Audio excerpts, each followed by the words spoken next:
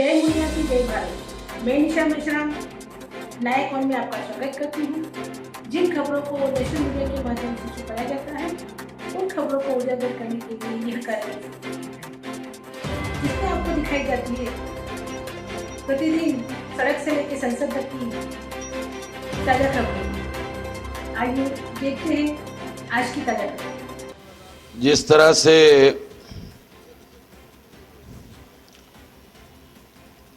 आँखों की बीमारी होती है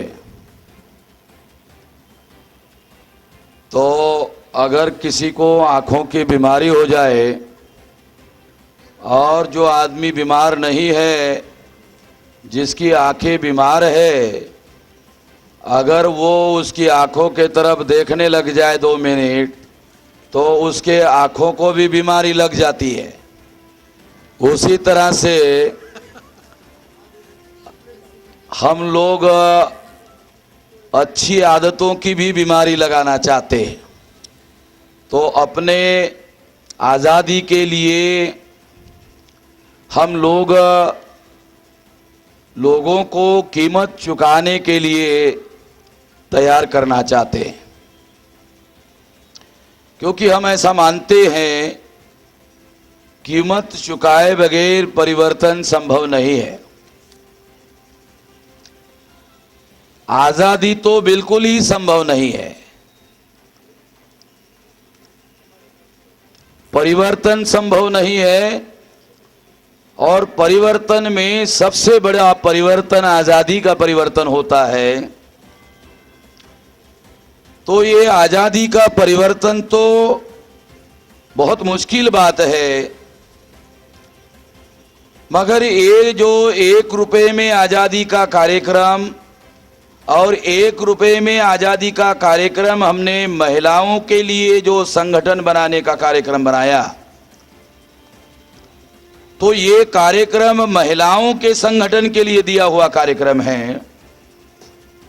और सारे देश भर में महिलाएं जिस तरह से धीरे धीरे सारे देश भर में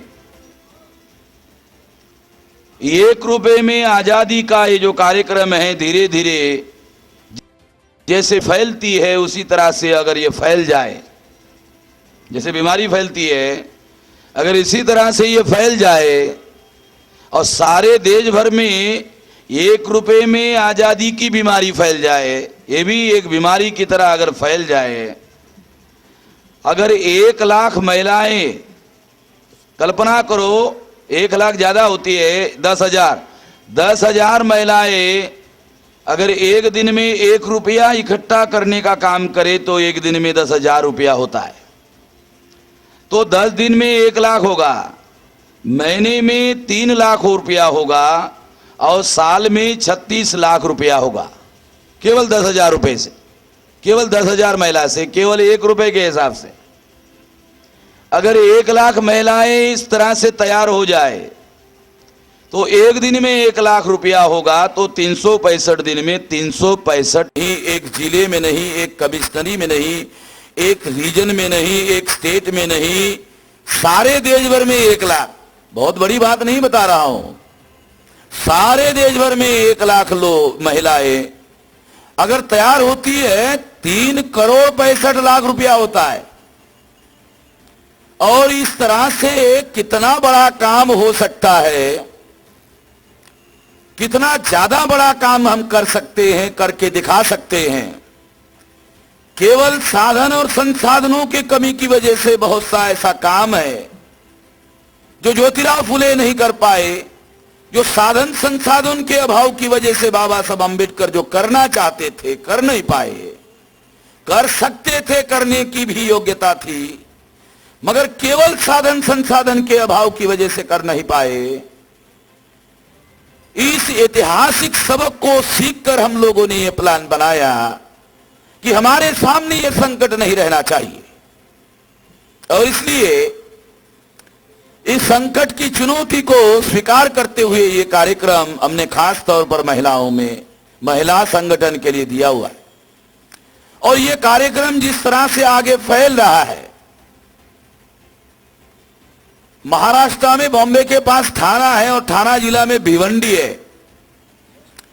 भिवंडी की महिलाओं ने 41,000 रुपया, केवल महिलाओं ने 1 रुपए में आजादी में, भिवंडी की वो भी एक गांव की महिला ने 41,000 रुपया 1 रुपए में आजादी में इकट्ठा करके दिया। 1 रुपए में आजादी का ये जो कार्यक्रम है, ये छोटा कार्यक्रम नहीं है, ये इतना बड़ा कार्यक्रम है कि अगर 1 करोड़ लोग केवल 1 रुपया डेली इस काम के लिए देने का कष्ट करे, देने का काम करे, 365 करोड़ रुपया साल में इकट्ठा होगा केवल 1 रुपए के हिसाब से।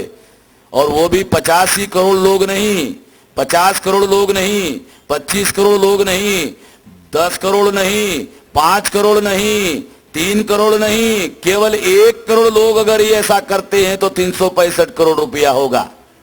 365 करोड़ रुपया होगा तो सारे भारत में आग लग जाएगी।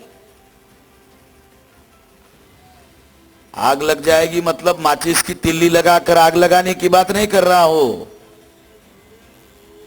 अगर 50 करोड़ रुपए में हम अपना चैनल खोल दे 365 करोड़ में से, और एक चैनल में कार्यक्रम शुरू कर दे, सारे देश भर में हमारी महिलाएं सीरियल देखती है, हमारे टीवी का सीरियल, चैनल का सीरियल देख ले, तो देश में आग तो लग ही जाएगी। 50 करोड़ में, 365 करोड़ भी नहीं। ये कोई इमेजिन करने, कल्पना की बात नहीं है।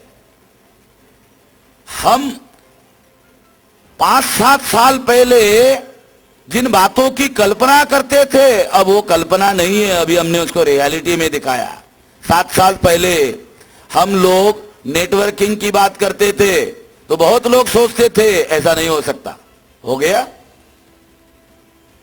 और हमने लोगों को दिखाया हाँ ऐसा हो सकता है, मगर लोग यकीन नहीं करते थे ऐसा नहीं हो सकता, मगर ऐसा हुआ और हमने करके दिखाया। 1 रुपए में आजादी वाला जो बात मैं आपको बता रहा हूं, ये भी होने वाला ही कार्यक्रम है, ना होने वाला कार्यक्रम नहीं है। होने वाली बात मैं लोगों को बता रहा हूं, और जो चीज ना होने वाली लगती है वही करने में न मजा है। बिहारी स्टाइल में अगर बोला जाए, वही ना करने में मजा है।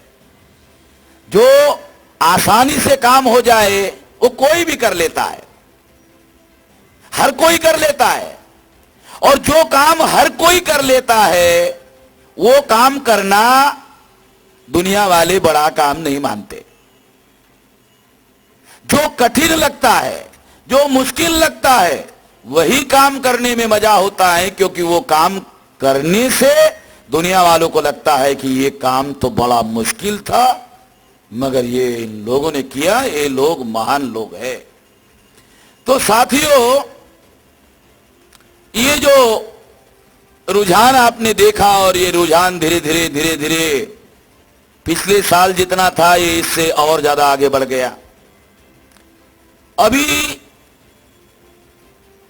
मरना भी हमारे लिए दुखदाई नहीं रहा। अगर हमारे में कोई बुजुर्ग आदमी 50 साल में, 60 साल में, 70 साल में, 80 साल में अपनी उम्र जी करके अगर मर गया, तो मरने के बाद लोग तेरही करते हैं और पंडित को खाना खिलाते हैं और लोगों को खाना खिला करके कहते हैं कि उसकी आत्मा को संतुष्ट करने के लिए हम खाना खिलाते हैं। तो जब आत्मा ही नहीं है, साला संतुष्ट काहे को करने का, किसको करने का भाई? अगर संतुष्टि हासिल करना है तो गुलाम को आजाद करने के लिए कोशिश करो, तो बहुत बड़ी संतुष्टि मिलेगी, सबसे ज्यादा संतुष्टि मिलेगी। तो अब मरने के बाद भी हमारे लिए मरना भी एक साधन बन गया। मरने के बाद भी तेरही करने वाले लोगों को भी हम कह रहे हैं कि 2, 4, 5 को खिला दो, ज्यादा को मत खिलाओ। खिलाने का भी तुम्हारा इच्छा है तो 2, 4, 5 को खिलाओ। 200 को खिलाने वाले थे, 25 को खिलाओ, 250 का इधर दे दो। दोनों काम हो जाएगा, खिलाने का भी संतुष्टि हो जाएगा, इधर का भी काम हो जाएगा, दोनों काम कर लो। साथियों, बहुत कुछ किया जा सकता है, बहुत कुछ कल्पनाशीलता से अगर हम लोग काम करें, बहुत कुछ किया जा सकता है। हमारे लोगों के अंदर जो छुपी हुई ताकत है उस छुपी हुई ताकत को पहचानने की जरूरत है। ताकत है, हमारे अंदर भी ताकत है, हमारे अंदर भी शक्ति है, मगर वो शक्ति छुपी हुई है। हिडन स्ट्रेंथ उसको कहते हैं, हिडन स्ट्रेंथ, छुपी हुई है।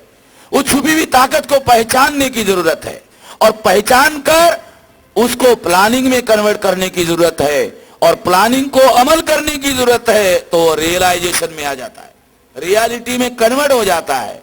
इसी तरह से ये सारा कार्यक्रम साथ